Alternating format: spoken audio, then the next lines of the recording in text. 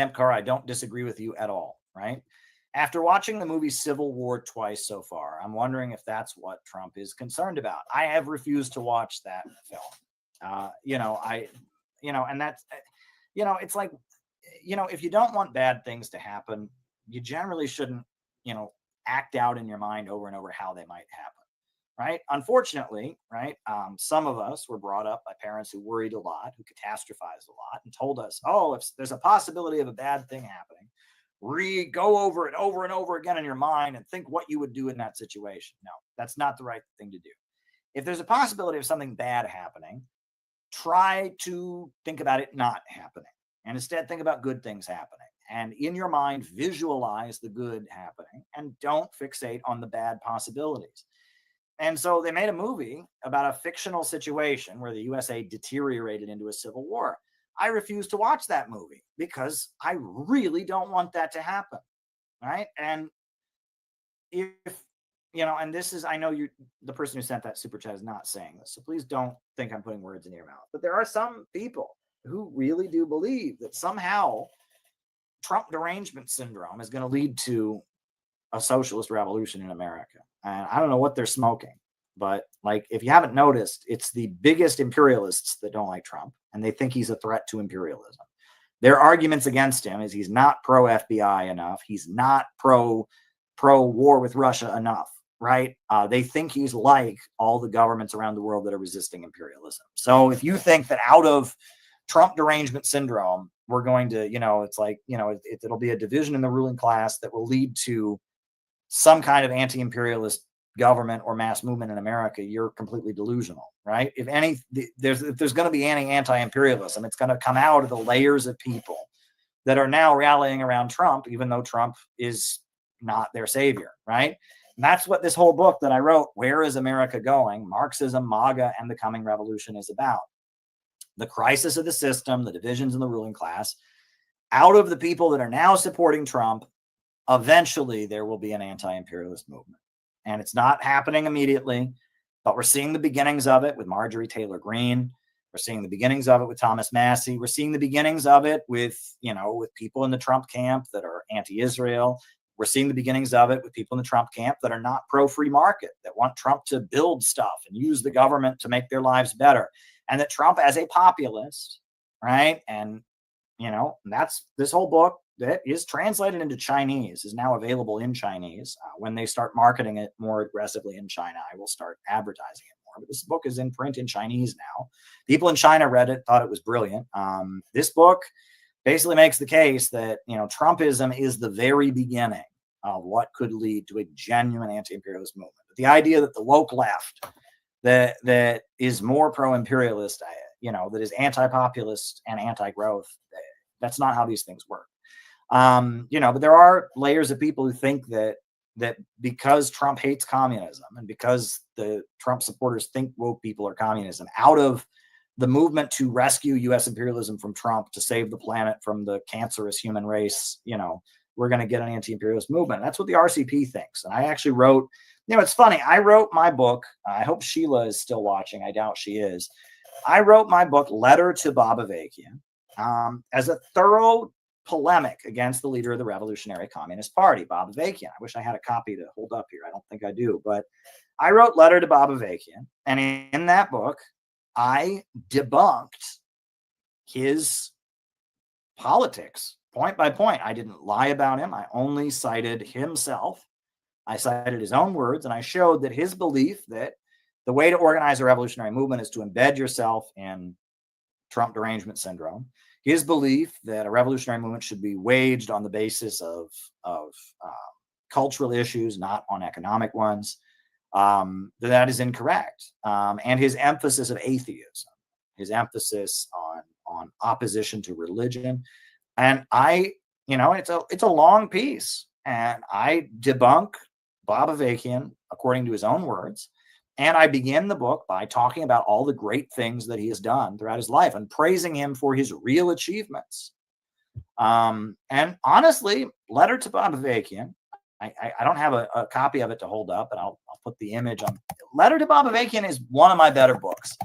And you would think it's not, right? You're writing a polemic, Caleb, against an obscure American commie, the leader of an obscure communist sect in America. Yeah, I am. And by arguing against him, I was able to explain my own beliefs, back them up with evidence and quotation very, very effectively.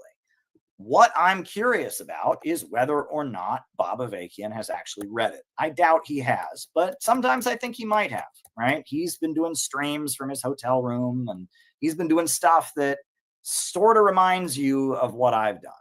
But, I don't care if he's read it or not. I care if you've read it. I think you should go read this book.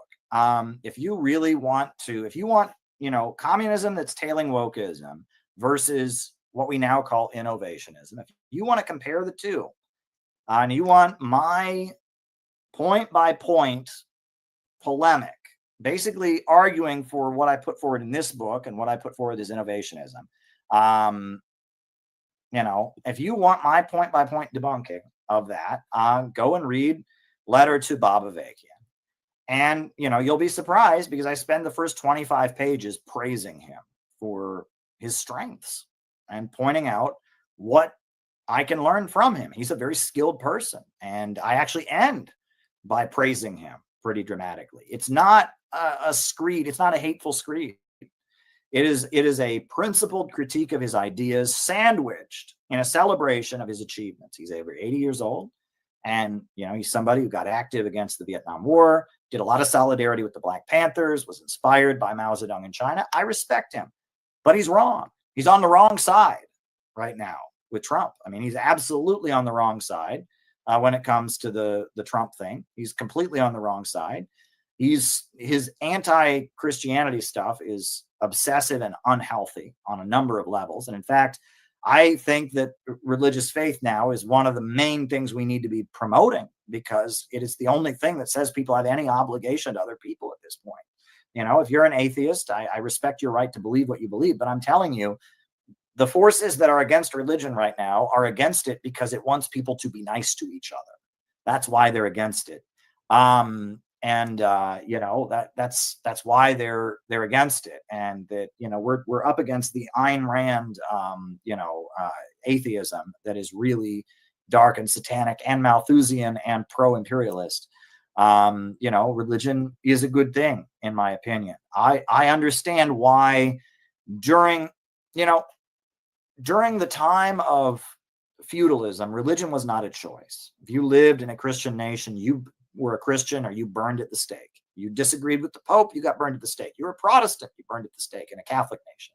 That's wrong. And religion functioned as a vehicle for the feudal aristocracy to uphold their power. And it became corrupted. And you had many examples of, the indulgences. You could buy forgiveness for your sins. There are just many examples of because religion became a vehicle for human beings to run their governments, it became very, very corrupted. And so the revolutions that brought down feudalism across Europe and then later in Russia and in China and all that were very anti-religious, right? And it makes sense because religion was an institution that propped up the old order. And they were sweeping that oppressive old order away, and they saw religion as part of that. And in the times of feudalism, everything was justified in the name of religion, right? Peasants were peasants because that was the natural order. You had your natural superiors. That's what they called the aristocrats. And everything was justified on a spiritual basis. Well, the revolutions to sweep away feudalism said we want to be scientific, right? We want everything to be purely scientific. Well, now we're at the point where I can say that's a bit of an overcorrection, right? In feudalism, religion was required. It was not a choice. You had to be religious or you got burned at the stake, and there was no science. And that was bad. And so the left emerged out of the French Revolution and other places, swept religion away. Religion bad. We're going to be purely scientific, no spirituality. Well, now that we have religious freedom, you don't have to be religious. You have the right to be whatever you want, including an atheist. Now we realize that there is a spiritual aspect to man, and that, that in a way, and I will use this analogy. Why do I wear this ring? Right? This is an Islamic akek ring that Shia Muslim men wear. Why do I wear this ring? I wear this ring because when I was in Iran, I saw the deeply religious men were all wearing one. And I got curious about what it meant. And I found out that what it meant was that it goes back to the origin of the rise of Islam. That the temple at Mecca, before it became a mosque, it was originally a pagan temple full of idols. And the Prophet Muhammad mobilized his followers to go break into the temple and smash the idols and turn it into a temple to the one true God. And so the Prophet Muhammad wore on his finger, I think Mamdani wears one of these because he's Shia, wore on his finger a piece of one of the idols, a piece of one of the stones that was used to make the pagan idols. And that is how, that tradition began. And I liked that story because I really, really liked what I read in the book Hero Worship and the Heroic in History by Thomas Carlyle. When he tells the story, he says, why was it that so many of the great prophets throughout history, Jeremiah and and Isaiah and Muhammad, and why is it that prophets went around smashing idols? Right? Why? Why did prophets go around smashing idols? Because, he says, the idols had changed their nature.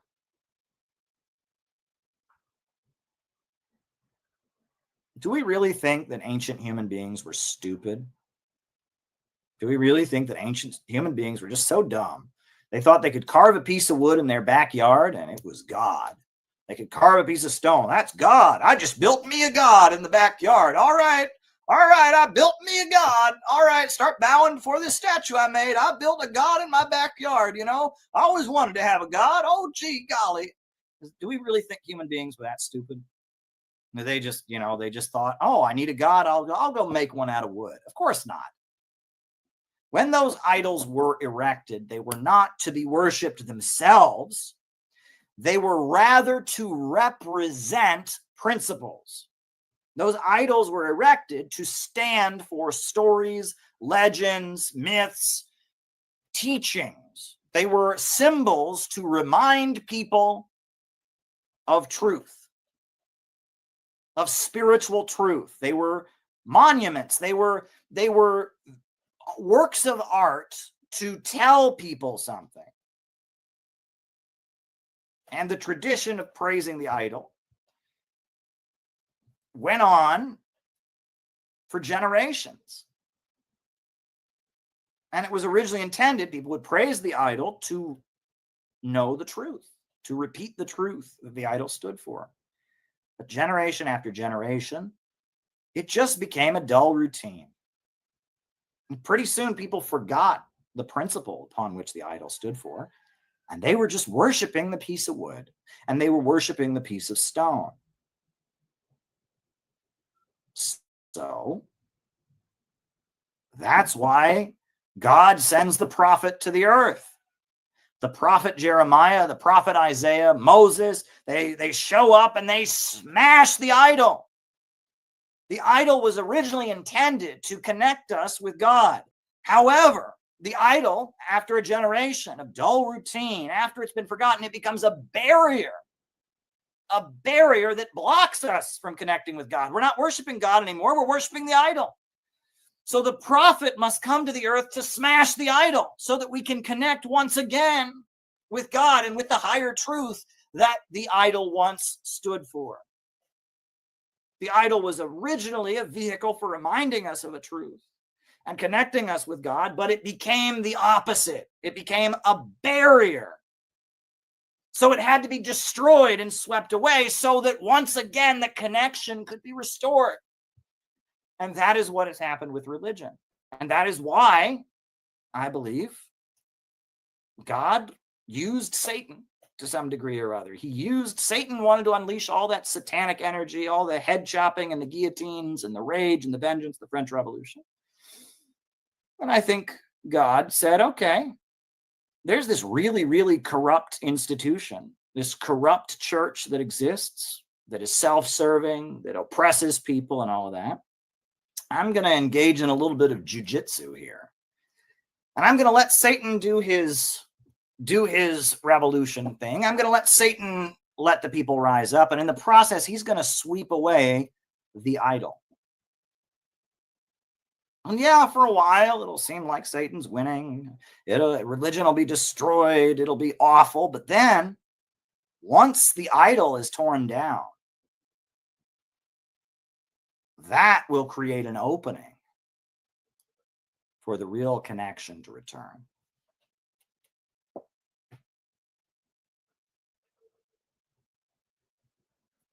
And that's why I honestly, the fact that mainstream religion in the United States is in decline, this might sound heartless. I think that's a good thing. Because mainstream religion in a lot of ways in America has been corrupt. How many churches are praying for Israel as it drops bombs on Palestinian children? How many? I'm sorry, but I mean, I grew up in a small town that was very religious. Mainstream religion has become corrupt.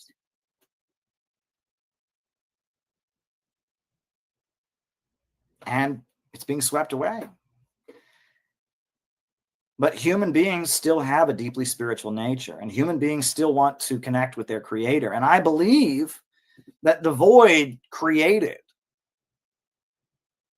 is an opening through which the real connection can be restored. And that this is all a process that is playing out, that is much bigger than all of us, and much bigger than all of us can even understand. That is probably taking place beyond what any of us can ever touch or feel or scientifically calculate. This is much bigger. And this is probably in different dimensions. Right? This is beyond anything we can even really understand. But I'm telling you, there is an epic battle in the universe between good and evil that is going on. And sometimes you might think evil has the upper hand, but the evil is actually setting the stage for its own demise. Right? And that, there's a push and pull in the universe. They talk about how in the Bible, right, in the book of John, it begins, in the beginning was the Word, and the Word was God. That doesn't make any sense. What does that mean? In the beginning was the Word, and the Word was God. That does not make sense in English. That's because it is a translation of the Greek. And in Greek, it says, in the beginning was Logos, and Logos was God. And what does that mean? Logos is the Greek word for order. In the beginning was order, and God was order.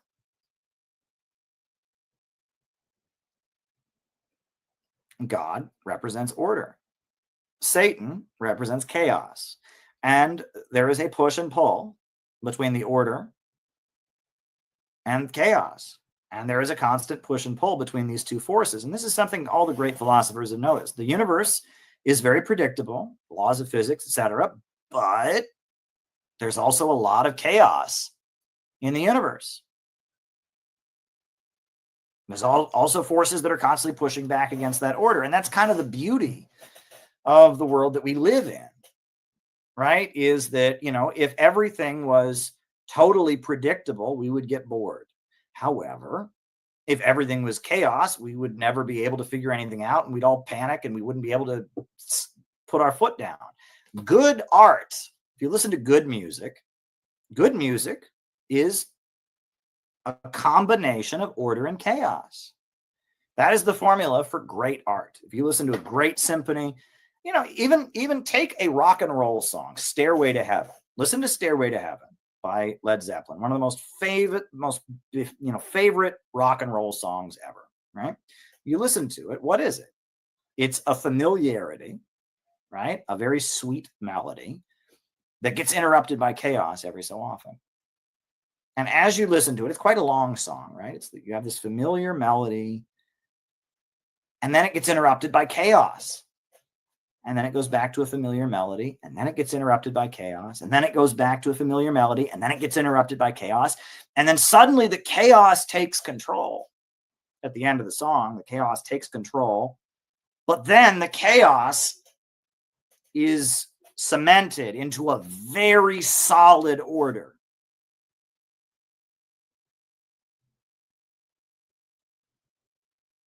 And then the peaceful melody comes back for just a second, and then the song is over. And that is a formula for amazing art. And if you look at a lot of the art, like, Beethoven's Ninth Symphony is a very similar formula, right? It is a brilliant formula because that is the nature of the universe, is this kind of push and pull between chaos and order. But anyway, I could go on about these concepts all night long. Anyway, we've got questions. Megan did send in her question. So Megan's question is this. Even if